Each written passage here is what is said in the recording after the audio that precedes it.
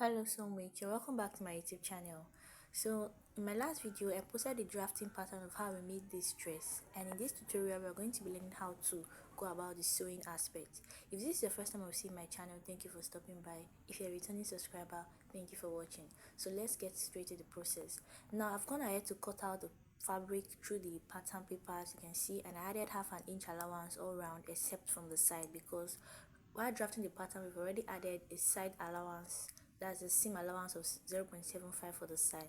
So I went ahead to cut out half an inch. I added half an inch all around the sides so that I'm going to use them for the joining. And after doing that, I just went ahead to do this. So I cut it out on the lining piece and also on the main fabric. So I'm using a lace fabric for this, and I'm using a doll face fabric for the lining. As you can see, I went ahead to iron hairstay on all parts of the fabric, and I went ahead to notch the areas where I have my underbust and then the waist all round. Okay, so you should do this on your lining piece and your main fabric, and then you also notch it. So as I'm doing it like this, I'm going to place them together like this, and I'm going to be using my pin to secure it, and I'm going to join it with half an inch. I'm also going to do the other side. I'm working on the lining now first, and after that I'll also take the back pieces as well. Please take note that the back pieces, I cut the back pieces in 4 pieces. So the back pieces was cut into 4 pieces, which is supposed to be for the two sides, front and back. That is, yeah, the front and back, and then the two sides. So I also went ahead to iron ST on that side as well, as you can see, and I went to notch it. So you have to be careful when joining them so you don't mistake them. Okay, so make sure you're joining them well. Use your pattern paper to get it accurately, just like I'm doing. And then after doing that, I'm going to also join them together just like this. I'm going to use my pin to secure it where I notched it, and I'm going to be joining it with half an inch on that area. So I'll do this for both sides of the back, that is for the left and the right side of the back, and I also do this for the front part. Okay, so you should do the same thing. And then for the cup area as well, I cut out 2 pieces of this, that is 4 pieces actually, which is going to be for the left and the right side, and then for the back and front. So that is 4 pieces all together. Okay, so I also went ahead to notch the area that I'm going to be joining together. So if you notice, I notched that part, and that is just to indicate where it's going to be joining together, and this is me trying to arrange it properly. So please ensure you use your the pattern drafting to place it well so you don't make mistake. So you can see I'm going to be joining it on that side, and I'm going to be using this top to join it like this as well. So after joining the two sides, I'm going to take the top and join it as well, and I'm doing it for all sides of the cup. So at this point now, I want to do a fabric placement for the other part of the dress. That is, the part we joined before was the lining. Okay, so now this is the front, which is the main fabric. So we're not going to join it like that, because I'm going to be using this lace. I'm going to be lining this lace with this surface fabric, and what I'm doing right now is fabric lamination. So there are many ways you can actually do this. You can use hemming gum, you can just sew it at the edges, or you can just use a gum like I'm doing, but I'm using a gum for this. So what I did is that I'll just lay the gum at the edges of the fabric, just like I'm doing right now. I'll lay it flat at the edges of the fabric, and I'm going to place the lace on top of it, ensuring I secure it properly to stay flat and to dry up there. So that's what I'm doing right now. You can see me putting the gum at the edges of every part of the fabric like this, and then after doing that, I'll just carefully place the lace on top of it, and then ensure that I place it well, and then allow it to dry properly. Okay, so once I'm done with this, I'll just gently cut it out. So now if you're using a beaded fabric like me, it is advisable that you try to get a fabric cutter which you can use to remove the beads. Although some people break the beads, whichever one you want to use is fine, but removing the beads is also helpful because you can use the beads to do some embellishment at the end of the making of the dress. Okay, so you can just remove the beads before you cut it out or before you sew it, just to ensure that it gives you ease when sewing it. So you're also going to repeat the process of sewing it half an inch when joining it together.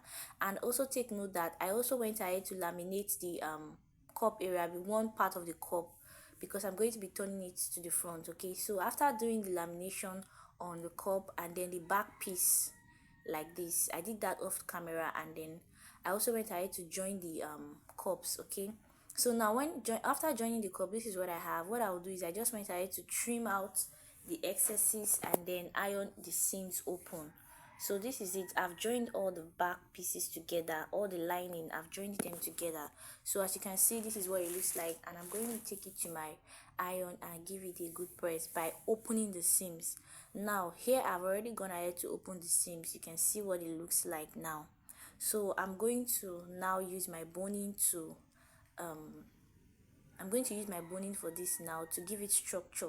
So you can see the front piece, this is what it looks, but I'm not going to be putting any boning on the front piece, so I'm just going to put that aside. And then coming to the lining, I'm going to be using two different Regiline bones. This is a sewable bone. This is about half an inch.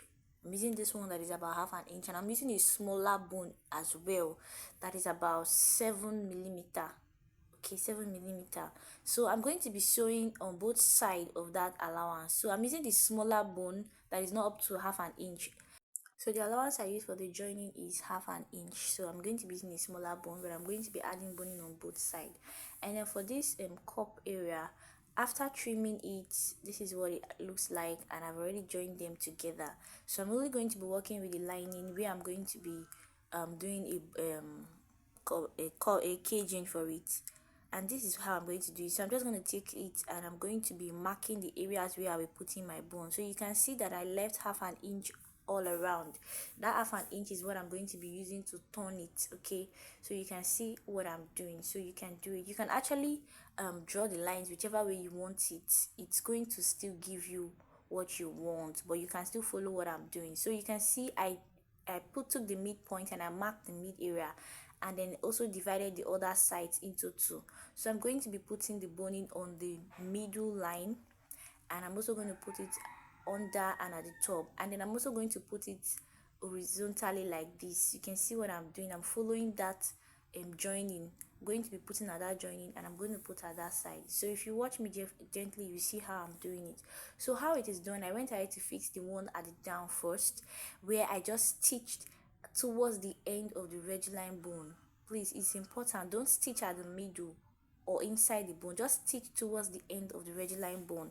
When you stitch one side, you go ahead and stitch the other side and you get it. So I went ahead to stitch the upper as well for the Regiline bone. After stitching the up, I went vertically. As you can see, when you're doing this, ensure you lay your fabric very flat so that it does not have any form of folding or bulging around. So ensure you lay it flat and then stitch towards the end, just towards the end of it. Okay, after that, stitching all the vertical sides, I went to the horizontal aspect and I'm stitching it again. You can see what I'm doing. I'm just stitching towards the side, and I'll go ahead and turn it to the other way and stitch it. So by the time I'm done, this is what it looks like. So now I'm going to the other fabric and I'm going to be fixing the Regiline bone on it. So you can see I left about half an inch allowance, which I want to use to join. Okay, so as you can see, after putting it inside the allowance, I just went ahead to stitch towards the end of the Regiline bone. Please take note of that. Don't stitch inside, stitch towards the end of the Regiline bone. And after doing that, I put on the other side of the allowance and I also went ahead to stitch it down. Okay, so I did that for every part, both for the front and for the back.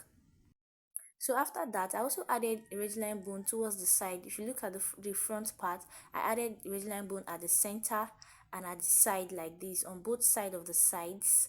I added it, not just the allowance, but there I added with the bigger Regiline bone, which is about half an inch. I did not use the smaller one, and the same thing for the back. I added on both sides after the joining with the bigger Regiline bone. So after doing this, I will just go ahead and give it a good press. Please take note that when you are pressing the bust caging for the cup, you are going to use a tailor's hammer to ensure that you maintain that curve so you don't have it looking flat. Okay, so after giving it a good press, I already have this, and I've gone ahead to join the back and the front together. You can see what it looks like. So now I'm going to be putting the Regiline bone at that side just to give it more structure and a good shape there. So you can see what I'm doing. So just like I'm placing my boning right now from the waist, okay, from the waist, I'm going to be fixing it there. So please, when you're fixing your boning, ensure you cut your boning in a way that is a bit triangular at the mouth or at the tip, so that it will relax properly at the waist area. Okay, it will relax properly. I see the way I cut it. You just fix it there, and then allow it relax properly so that it does not stay on top of the other bone that was fixed there. So ensure you stitch it towards the end, okay, for both side. And after stitching it on both side, then I took the bigger Regiline bone, that is the one for 0.5, and I place it from the beginning, that is from the top of the dress. I placed it and I went ahead to stitch it down, which is going to come on top of the ones you have placed from the waist on both sides. You can see I stitch it straight down and ensuring that the fabric lays flat, okay. Do not allow it to have any form of bulginess there, okay. To make this easy, you can actually iron your seam open first to make this very easy for you. So after doing it, I'll just turn it and stitch it the other side like this, okay. So you can see what I'm doing. This is just to help give it a bit structure and a defined shape at that side. So after stitching it, you're just going to go ahead and break the bone from the waist area. Just break it from the waist area to help it give it that shape. Then take it to your pressing iron and give it a good press. So after doing all of that, I'm just going to take the front pieces like this and I'm going to be joining the cup to it. So you can start this from the center, ensuring that the center line of the cup matches with the line of the dress, that is the area you've cut it, or the joining. Ensure it matches when you are joining it. So go ahead and join it with 1/2 inch for both the lining and the fabric. So joining the lining is going to be very difficult because of the bust caging there, but you can actually do this. So now for the cup area, I went ahead to iron fiber on it. When I was trying to press it, I ironed fiber. If you look at it, you can see I ironed fiber and I went ahead to stitch a cup, already made bra cup. So I'm using a cup that is quite smaller. You can actually use the exact cup size, or you can use a smaller cup, it's still fine. So I just ironed it and I stitched that cup inside of the bust caging. This is just to help it have this soft feeling instead of it looking so hard, okay. Then after doing that, I'll just go ahead to join it together, okay. I'll join it together all around.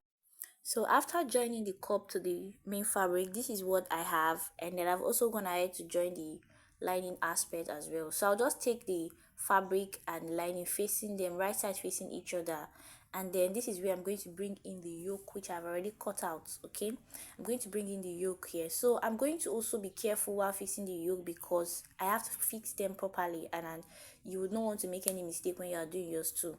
So you're going to probably fix it from the armhole area of the back to it, then putting it inside, okay. Ensure that you place it inside, right side facing right side, so that when you turn it, it's going to come out well. So you're going to make sure you face it right side facing right side to the main fabric like this. Then you pin it down and then you close it up with the lining like this. Then you use your pin to secure it before you stitch it with 1/2 inch at the top.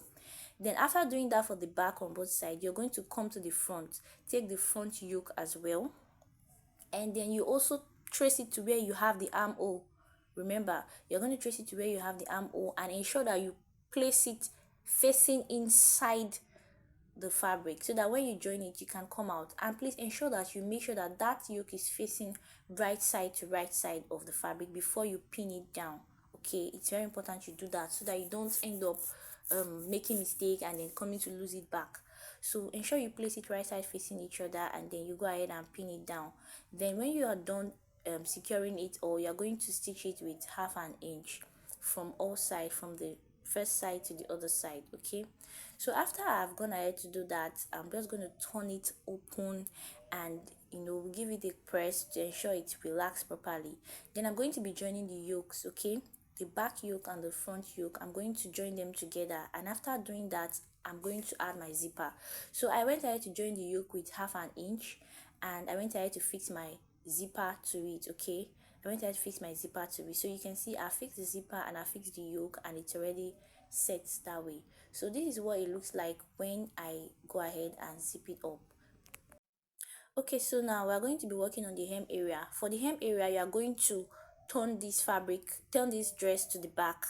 You're going to turn it over to the back and then you're going to pin it at the end all round, ensuring that you secure it properly when you pin it at the end. Then you're going to pin it all down, leaving a space there, just a little space at one side. Then from that space, you're going to be turning it over to the front after you have already sewn it, okay. Then when you turn it over, you're going to fold it like this, and stitch towards the end. Okay, this is optional, but right now I'm not going to be using that method. I'm going to be doing it like this, with this pipe, which is about 2 inches wide and about the length of the whole dress. So what I'm going to be doing for my own is that I'm going to be pinning it like this. So you can see, before I pinned it, I folded it at the end. Okay, I folded it, and then when I fold it, I'm going to stitch it at the back and turn it to the front like this, where you can see the way I fold it before stitching it. Then I folded it, then fold it from the front and fold it again before I place it properly at the front, and then I'll be stitching at the end straight down. Okay, you can watch me properly and you see the way I do it. Ensure you fold it first from the back. Ensure you do this from the back, okay, not from the front, so that it looks very neat from the front. Okay, so after stitching it, I'm going to fold it to the front like this and stitch it down. Okay, so this is optional. You can do the first method or you can use this one, whichever way. So I prefer to do this because I'm also going to be using the beads I have to embellish it when I am done. So at the end of the day, this is what it looks like. If you find this tutorial very helpful, ensure to give us a thumbs up, subscribe to our channel, share this video, like and comment on our video. Thank you guys for watching. So this is the end look of this dress, and I've gone ahead to fix loop at the back where I'll be fixing a button for it. So this is what it looks like. Thank you for watching us. See you in my next video. Thank you.